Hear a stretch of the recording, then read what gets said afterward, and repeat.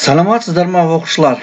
Бүгінгі сөздермен өтетін тақырыбымыз мүктер мен қырық жапырақтардың тіршілік циклы, геметофит және спорофит туралы.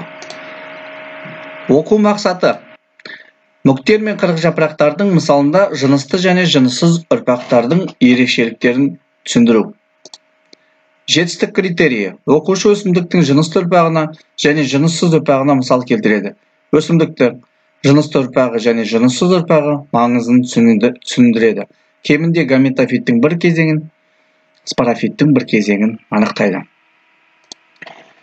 Мына кестеге қарап отырсақ, жоғары сатылы өсімдіктердің өмір циклі ұрпақтары көрсетілген: спорофит және гаметофит.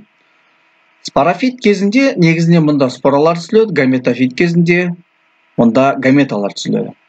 Спорофит ол диплоид болып келеді. Қарап тұрсаңдар, екі ен деп жазылып тұр, гаметофит бір жалғыз ен деп жазылып тұр. Ендеше оның хромосома жиынтығы гаплоидты.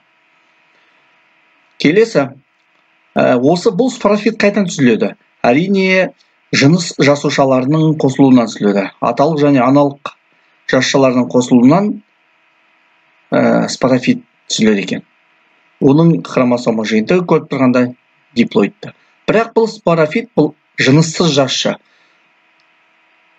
жасуша болып табылады екен. Келесі ары қарай кеттік, келесі гаметофит. Гаметофит бұл жынысты жасуша болып табылады. Себебі нәтижесінде жыныс жасушалары түзіледі. Ол аталық жыныс жасушасы мен аналық жасушалар түзіледі.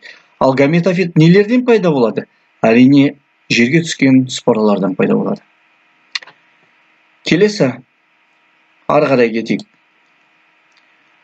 Мүктердің көбею циклына келейік.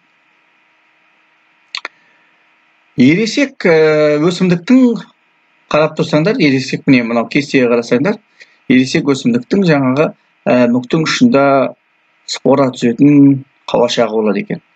Міне сол қауашақ топыраққа түскеннен кейін, қауашақтың ішіндегі манағы споралар жерге шашылады да, жерге шашылып, ылғалды жерге шашылғаннан кейін, ол ылғалды жерден кішкентай ғана өскінше пайда болады. Сол міне, көріп тұрсыңдар ма? Өскінше міне. Екі өскінше пайда болады. Біреуінде аналығы, екіншісінде аталығы дамиды екен. Қарап тұрсаңдар, міне антеридий деген ол бізде аталығы, архегоний дегеніміз аналығы. Екеуі де, қарап тұрсаңыздар, гаплоидты жиынтығы бар хромосома. Себебі олар жыныс жасушалар. Жыныс жасушаларының қосылуынан бізде ұрықтану жүреді. Көрдіңіздер ме? Әрине бұл ылғалды жерде болады. Нәтижесінде бізде зигота түзіледі. Зиготадан міне мынандай кішкентай ғана спорофит түзіледі. Өсімдік өскінше өсіп шығады. Соның басында міне қауашақ пайда болды. Қауашақтың ішінде спорофит бар. Ал спорофит қайдан пайда болды? Әрине, манағы аталық пен аналықтың қосылуынан пайда болды. Қауашақтың ішінде міне, көріп тұрсыздар ма, міне қауашақ. Осы қауашақтың ішінде өте ұсақ споралар бар. Спораларға келетін болсақ, ол жыныссыз жасушалар болып табылады екен. Ал негізі осы споралар топыраққа, дылғал топыраққа түскеннен кейін тағы ары қарай цикл жүреді екен. Міне осылай жаңа цикл алмаса береді екен. Келесі қырық жапырақтарға келеді. Қырық жапырақтардың астында спора сақталатын орын болады. Оны біз сорустар деп атаймыз. Міне осы сорустардан ұсақ спорангелер шашылады. Әрине ол ылғал топыраққа түсу керек екен. Міне сол споралардың жаңағы шашылып топыраққа түскеннен кейін кішкентай ғана жас гаметофит пайда болады. Көріпсіздер ме гаметофит? Жүрекше тәрізді гаметофит. Міне онда естеріңде болсын, тағы да манағы мүктердік секілді аталығы мен аналығы бар. Міне аталығы мен аналығы ылғалды топырақта қосылады да ұрықтану жүреді. Сосын зигота пайда болады екен, міне байқап отырсаңыздар. И сол зиготадан ары қарай жас спорофит пайда болады екен.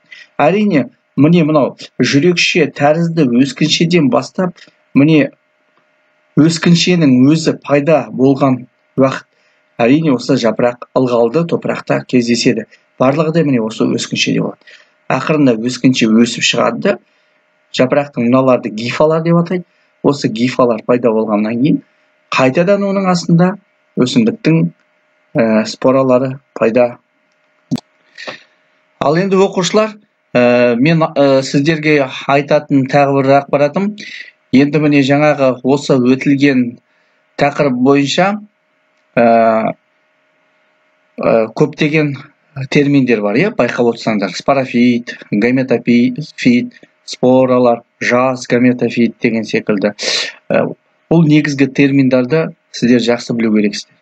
Сондықтан да сендерге беретін тапсырма осы жаңа терминдерге анықтама беру керексіздер.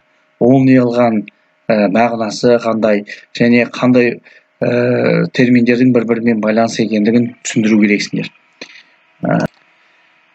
Сонымен қатар маршруттық парақшаға қарап, сондағы тапсырмаларды орындайсыңдар.